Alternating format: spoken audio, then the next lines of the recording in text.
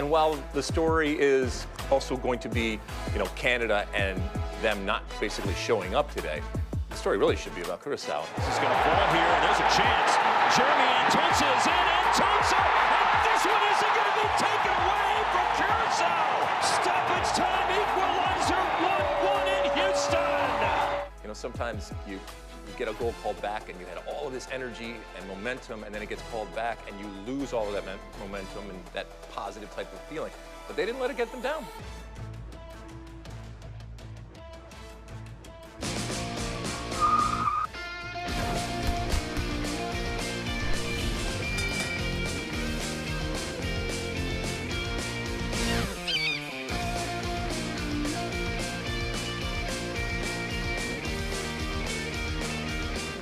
Hello, sunshine. Welcome to the State of the Union presented by Yerba Madre, the boost you need when you want to win. Drink Yerba Madre. Come to life. I'm Alexi Lalas, and this is where we look at the beautiful game on and off the field through the lens of red, white, and blue-colored glasses. This show is live, as it will be throughout the Gold Cup, following each and every day of action. This show, we review Day 8 and our second look at Canada, and we preview Day 9 as the United States return to action. But first, joining me, as always, my friend, my colleague, my guiding light, David Mosse, a soccer savant and a Fox Soccer researcher and writer extraordinaire. Mosse, how you doing on this? What are we looking at?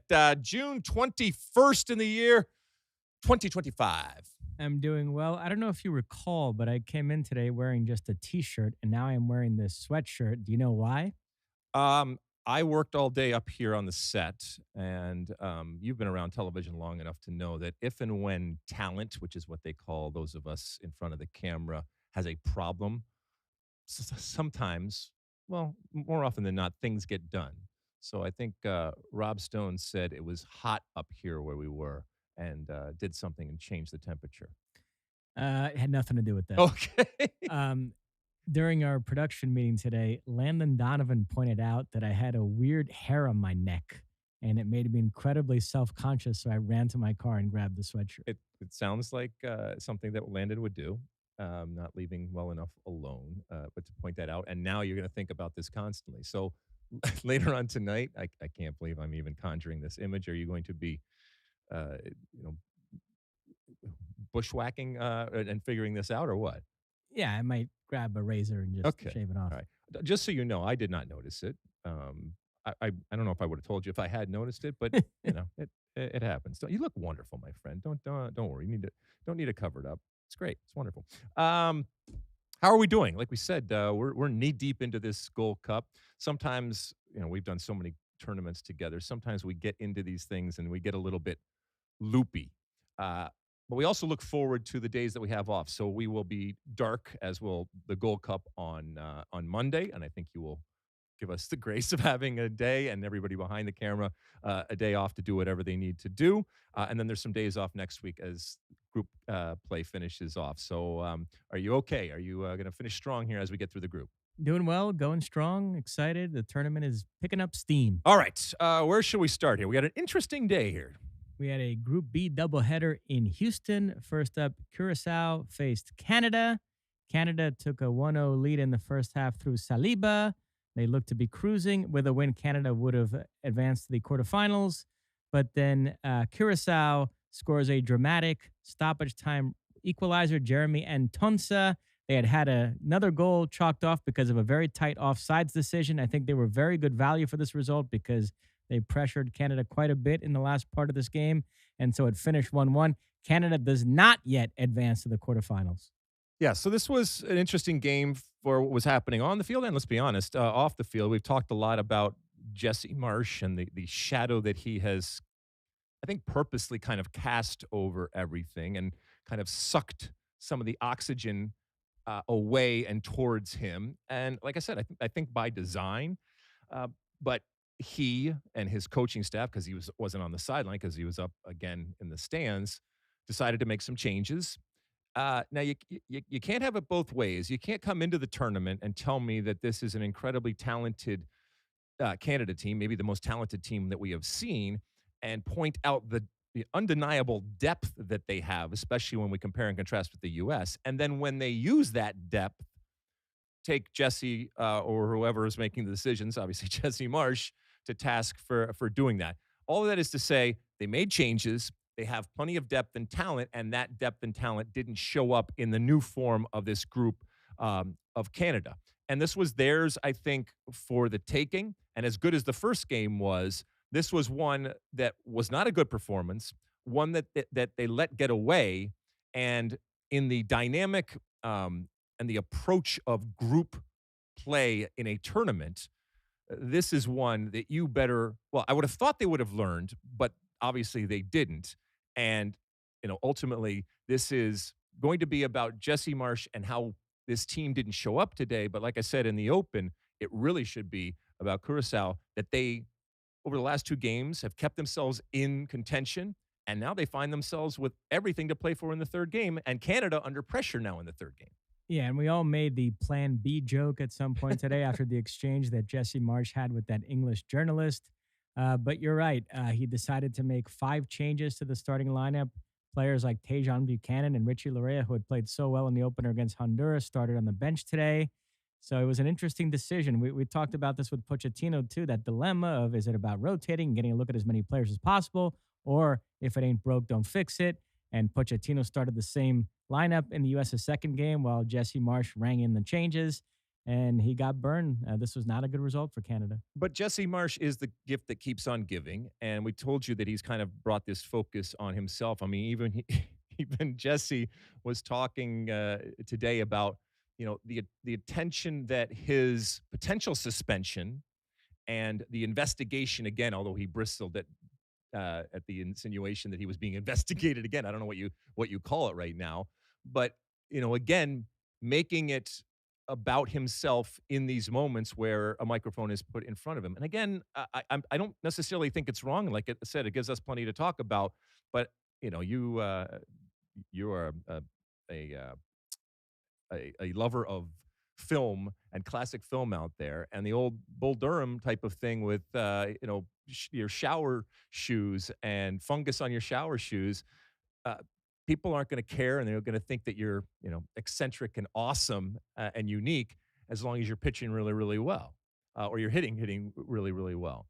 But as soon as that doesn't happen, then it's a problem. And so all of that attention, all of that focus, all of that bombast, when they go out and they lay an egg like today, people are going to say, hey, that's not a good thing. You mentioned the goal. So let's get to that. Time now for the boost of the game, presented by Yerba Madre. Yerba Madre, the boost you need when you want to win. Drink Yerba Madre and come to life. The goal came at the end of the game. It was obviously a huge goal in terms of what it meant for Curaçao. And it was after a number of opportunities and goals that had been called back. This was an interesting refereeing performance today. I'm not saying it was bad. I'm not saying the calls were wrong, but you were left at times scratching your head as to what was going on. But ultimately, the goal that was scored was everything that Curaçao had earned. This wasn't a smash and grab. This wasn't one foray down the field by Curaçao. And Antonisse finished it off. And if you watch it, it was a perfect representation of how the best intentions can go awry. In that, Dane St. Clair, the goalkeeper for Canada, if you watch the goal, he actually had the save. And nothing drives, look, I know goalkeepers are a necessary evil, but I do know this. Nothing drives goalkeepers crazier than when you attempt to inject yourself into a situation. And again, it's with the best intentions, and yet you actually make things worse, which is ultimately what happened when the defender for Canada tried to block the shot, which in and of itself is a valiant thing to do. However, in that moment, what you ended up doing was deflecting the ball over your goalkeeper, letting the goal go in, which lost you a couple of points in the game. Oftentimes, goalkeepers will then come to you and say, hey, I'm the national team goalkeeper. I'm there for a reason. Let me do my job. Tony Meola used to tell me this all the time. Listen, I know you're trying to help, but you're actually hurting. Let me make the save, and let me be able to see and judge and do all those calculations without you throwing your hat into the ring and screwing everything up. I hate to bring this up, but it reminded me a little bit of the goal Brazil conceded to Croatia at the last World Cup, in that you're leading a game in the last few minutes, and how do you get caught out like that on the counterattack? I know the ball took a bit of a fluky deflection in the middle of the field. But nevertheless, Canada was caught way out of position there. Do you think that, or do you look any differently now at Canada after this game? A little bit, yeah. We were so high on them after that opener against Honduras, and I think this performance brought everybody back down to earth. They're maybe not quite as great as we thought. No, I still think that this is Canada's to lose in terms of the Gold Cup if you look at the talent that they have. And again, I do think that if they fail to win this, it will be a missed opportunity. And I think ultimately a failure for Jesse Marsch and company. I think that this is a blip. I think that they will rebound in the third game and go on. And who knows? Maybe this is a kick in the ass that they actually needed. You know, everybody's talking about how good they are, and they maybe start to believe their own press. And everyone once in a while does need a reminder that you still need to do the work. But it was a strange type of performance from a team with the quality that we're talking about, and the experience and maturity to shut that down, and yet they didn't. But again, I go back to Curaçao and the mental fortitude that it takes to work yourself back into a game. And then you think you have that moment, and VAR, the soccer gods take it away. Again, absolutely the right call. You know, Landon was Landon Donovan, who was calling the game and was with us in studio, had a real problem because it was so close. And in his goal scorer's heart, he felt that all of that work and all of that beauty that led to the opportunity to score the goal and then the goal going in somehow superseded the truth and the law. And you know, I, as usual, say you cannot be a little pregnant. The whole reason for VAR was to get the call right. And in this moment, as painful as it may have been to Curaçao or to a player that was denied a goal, it was absolutely the right call. You're right, though. Curaçao are a good team. They've got pedigree on the bench with Dick Advocat. They've got some pedigree on the field with guys like Jurgen Locadia. And they played well today. You know, they're still involved in World Cup qualifying, and it wouldn't surprise me if we see them in the U.S. next summer because they're a pretty good team for sure. We've talked a little bit this Gold Cup, and Curaçao is a good example of, you know, there has been a disparity within CONCACAF, within the membership, the 41 members, and the haves and the have-nots, and certainly when it comes to the United States and Mexico for a long time. Do you think that disparity is shrinking in the way that Landon was talking about and others are talking about now? Yeah, I mean, we've seen teams like the Dominican Republic and Curacao and Suriname show some quality at this Gold Cup, and then other countries like El Salvador and Honduras don't seem to be as good as they used to be. So, yeah, there might be a little bit of a changing of the guard here and sort of a greater parity up and down the field. And a reminder, whether it's Curacao or any of these other countries, it's now or never for a lot of these teams. And who knows, not never, it could happen in the future, but they will never get a better opportunity. And they haven't had a better opportunity, I should say, than now. Obviously, the three big dogs, if you will, the United States, Canada, and Mexico, qualifying automatically for 2026. Next three from CONCACAF will go automatically. And then another potential two, well, two will, but potentially two could go to the World Cup through the playoff process. So, I mean, you're looking at potentially 8 teams from CONCACAF if everything went perfectly. And if you are a team like Curaçao or anybody else that's never been there, you have to be licking your chops. And yes, you will use this summer to get ready for the qualifying process that happens. So the other Group B match, Honduras faced El Salvador. Honduras, who were looking to rebound from that 6-0 defeat to Canada in their opener, and they did. They claimed a 2-0 win tonight. Romel Kyoto, who was playing in familiar surroundings in Houston, obviously he was a former Houston Dynamo player. He got the first goal, and then deep in second half stoppage time, Dixon Ramirez iced it with almost the equivalent of a hockey empty netter. Yeah. So Honduras take it. They move up to second place in Group B. Yeah, disappointing from El Salvador again, but I think it shows that we did the power rankings of the jerseys today on the show, and for those that watched, you will know that El Salvador was at the top of the rankings. So just because you're at the top of the rankings on how you look doesn't mean that you're a good team. Doesn't mean that you can get points in the Gold Cup. So disappointing from them. It was fun to see Romel Kyoto back in his old stomping grounds. The goal that he took was this long distance give and go, which was wonderful. His first touch set him up for ultimately the goal. And then Landon and I were talking about how oftentimes you ride the momentum And in this case, it was a push of the tackle. Maradona was incredible at doing this. Messi is incredible. Oftentimes, diminutive players are much better at doing this.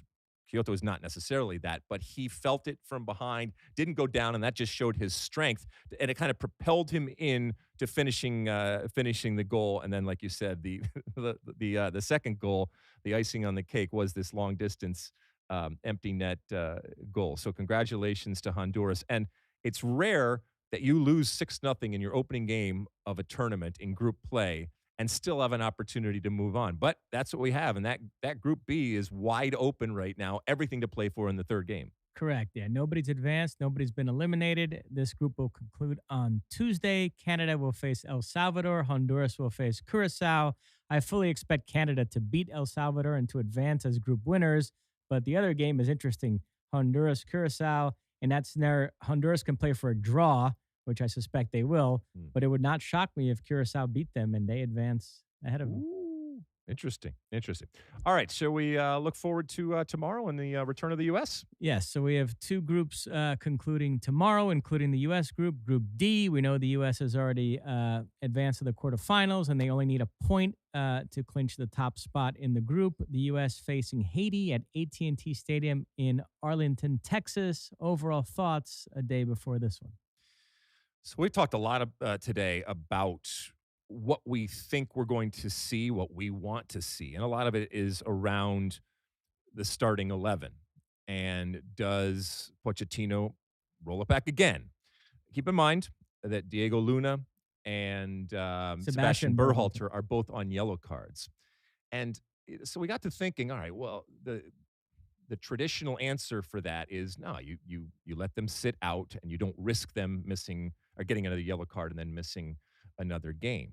But then there's another part of me that said, this Gold Cup for Pochettino, he is using it to assess players. And who knows? There comes a point where a player has to play on a yellow card. And how you play with a yellow card obviously differs than when you don't have one. But it's important for players to learn how to do that. So it also wouldn't surprise me in the least if he, again, just rolls it back. We talked about some of the injuries that this team has faced. I don't think anybody has played themselves out of a starting job. I don't know how many of the players that have not played yet or haven't started yet Pochettino looks at as potentials for next summer or even potentials for starting here. So again, it wouldn't surprise me in the least if there are very, very few changes, including, and Landon and I differ on this, he thinks it's a no-brainer. You don't play the guys with the yellow cards. It wouldn't surprise me if he still says, you know what, Sebastian, you're still out there. You're still playing. You know what, Diego Luna, you're out there and you're playing. And you got to be smart and you got to be mature because you're playing on a yellow card. One player who is no longer an option is Haji Wright. The Achilles injury, which kept him out against Saudi Arabia, is bad enough that he is out of the Gold Cup. He will return to his club team, Coventry City, to get treatment there. So the U.S. down a forward. Also, Damian Downs battling that contusion. And, I don't feel that bad about my sleeping problems because evidently Downs is having his own issues sleeping. So yeah, whatever we got to get him some ZZ Quill or melatonin. Whatever the injury is, it's keeping him up. By the way, it's kind of adding insult to, I guess, literal injury when it comes to Haji Wright. You get hurt and you got to go back to Coventry. man, oh man. All right. So anyway, so there's a conversation and a debate about who Pochettino will start and who Pochettino should start out there. Ultimately, I'm expecting them to go out and finish off 3-0 in group play. I'm expecting them to continue to build the momentum and continue to, for lack of a better phrase, win hearts and minds or continue to win hearts and minds throughout this tournament and go into the knockout phase having a perfect 3-0 group stage with a lot of questions answered, but it's only going to get more difficult. And I would hope that this U.S. team, and I would think that this U.S. team watched the games today and saw what Canada did and recognized that you can't show up at a game and just expect to turn it on. You have to have a responsibility not to regress. And again, that doesn't mean that everything's going to go great and you're going to win 6-0 every single game, 5-0 every single game. But this was kind of a good reminder to the U.S. team that's watching that don't let what just happened to Canada happen to the U.S. And the scuttlebutt is that it's not going to be wholesale changes tomorrow. He might make a few, but it Okay. doesn't sound like that's going to be the case. So he's really uh, emphasizing continuity here. He's found a lineup that he thinks works for him, so he's going to stick with it for the most part. But let's say that to Landon's point, if Pochettino says you got yellows and we're not going to risk you, so I think it's a logical not like for like, but with Tyler Adams waiting in the wings, you put him in for Sebastian Berhalter. Diego Luna also on a yellow. You take him. Maybe an Aronson comes in. So that wouldn't surprise me if those changes are to happen. Yeah, those are kind of some logical players to go in. Now, you guys had an interesting conversation today about what would constitute success for the U.S. at this Gold Cup. After seeing all the other teams play and the U.S. playing a couple times, are you still on this page that they need to win this Gold Cup, or is there a scenario where they could fall short of that, but you could still deem it a success if they get to the semifinals, finals, maybe lose a hard-fought game to a Mexico or Canada who brought closer to a full-strength squad? Where are you on that? I feel like I'm letting them off the hook by not having the same expectations that we have had in the past. Oh, and by the way, when we have had in the past with lesser teams, shall we say. This is still CONCACAF. We, as the United States, are still dominant against CONCACAF teams. As a matter of fact, one of the laments out there is that, okay, we beat CONCACAF teams, but we want more. We want to be able to beat elite teams on a consistent basis. So we're going into yet another Gold Cup. I know it's not all of the players here, but I still believe, and again, this isn't just blind faith, that based on the talent that we have, based on the history that we have, that you should expect this team to win a Gold Cup, to find a way through. It's not always going to be pretty. It might not be comparable to previous times when it's been done, but there's still enough talent on this team to win this Gold Cup. Yes, you need luck, but any team, whether it's Brazil or anybody else, if you look back at championship runs, they have had a little bit of luck on the way. Even the best teams in the world need that. So I'm not willing to take less. I'm not willing to say, oh, a quarterfinal will be good. But then there's the other part of me that says, what is success? Well, it's also a subjective type of assessment of something, right? Because this is, like I said, a battle for hearts and minds. And if by the end of this tournament, I don't know, they go out in the semifinals and it's a back and forth game and they lose on a penalty or they lose in penalties or they lose on a fluke call or something like that. But if you have seen something that makes you care, if you've seen something that makes you interested and more interested than you were at the beginning of the tournament, if you see something that, dare I say, inspires you, then I think that's a success. And that, I think, you can hold on to going forward. Because let's be honest, at the beginning of this tournament, there was little to no of that when it comes to caring and interest and, inspiration out there. But if at the end of this tournament, you've won some of that back, some of that goodwill, I look at that as a success.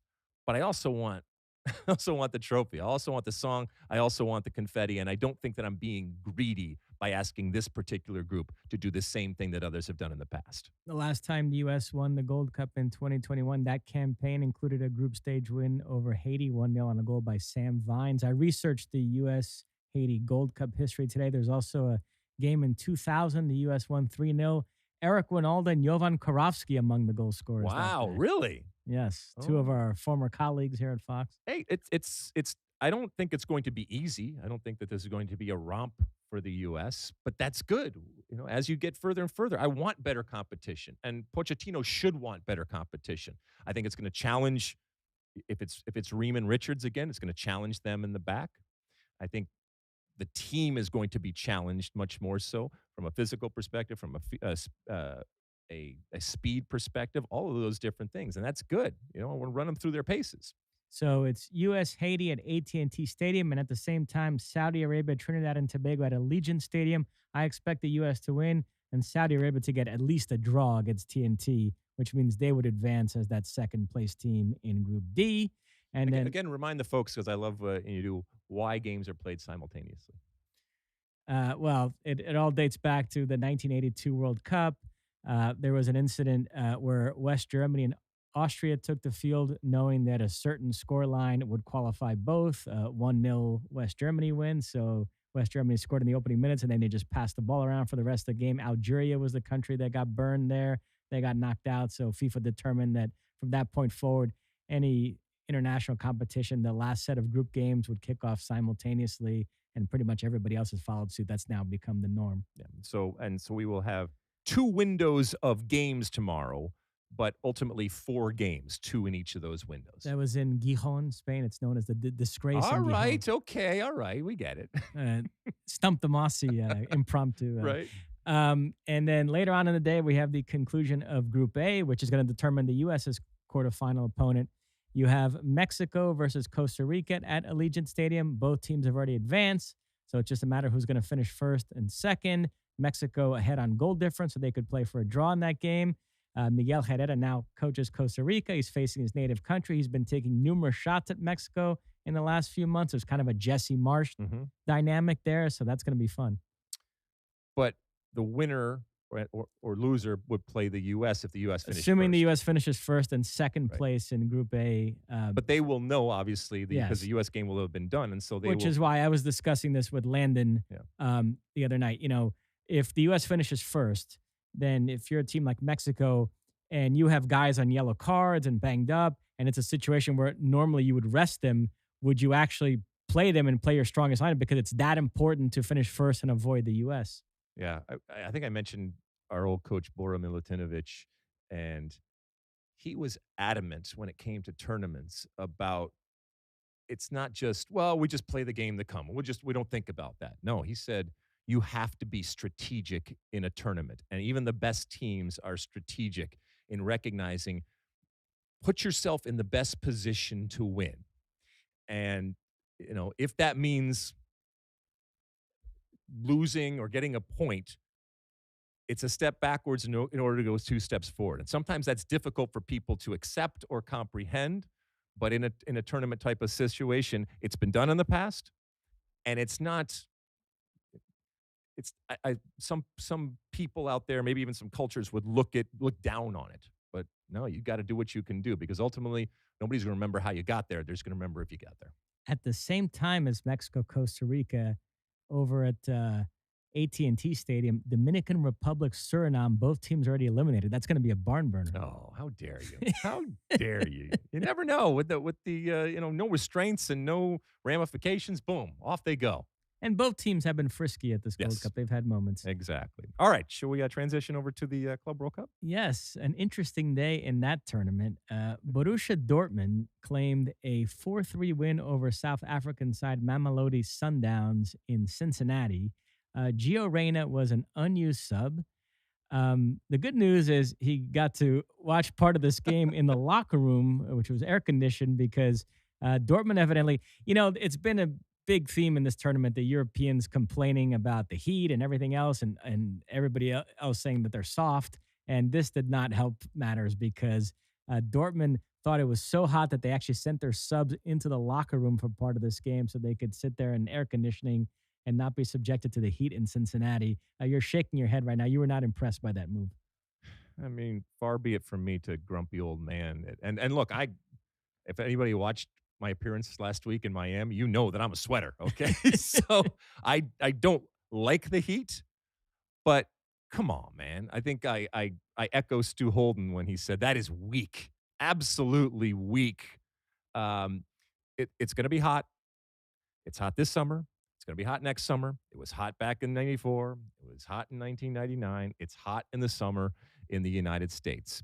And again, I go back to, there will be a competitive advantage when it comes to those indoor venues, and there are 4 of them. So, yeah. And that, that Gio Reyna, who already has come in for plenty of criticism, is with the subs, not even playing, and indoor. It's just a bad look. Suck it up, Buttercup. Also today, Inter Milan rallied to beat the Urawa Reds. Fluminense rallied to beat Ulsan Hyundai, Brazilian club still unbeaten in this competition, and River Plate and Monterrey played to a 0-0 draw. Tomorrow we've got Juventus in action, Real Madrid, Manchester City. Also, programming note, you mentioned Monday we have a day off. I will be at the Rose Bowl to take in Botafogo Atletico Madrid. Oh, my goodness. Well, for the folks that are going out to that game, if you can find Mosse, it's like, where's Waldo? Where's Mosse? I do accept free beers from pod listeners. Of course. Why wouldn't you? All right. So we got all sorts of stuff on the way tomorrow. It's going to be fun, like you mentioned, with the games and see what the U.S. comes with on a Sunday. And, a fun Sunday on Fox, on FS1. U.S. game, Mexico game, so a big old game of soccer or day of soccer when it comes to the Gold Cup tomorrow. Anything before we go, Mosse? Yes, I mentioned on last night's pod that season 4 of The Bear is coming out in a few days. Jeremy Allen White, who is the star of that show, is also playing Bruce Springsteen in a biopic called Deliver Me From Nowhere. And the trailer for that came out in the last couple days. I watched it. It evidently is going to chronicle this period in Springsteen's career in the early 80s leading up to Nebraska, which was this acoustical album he made. So, yeah, we know the Bob Dylan movie, A Complete Unknown with Timothée Chalamet, was a success, nominated for an Oscar. So, evidently, these musician biopics are all the rage now. So, we'll see how this one goes. Speaking of music, I'm midway through the Led Zeppelin documentary. And I know how much you've gotten into Led Zeppelin. I will say this, and we won't spend a lot of time on this, but documentaries about musicians, bands, I love. I eat them up.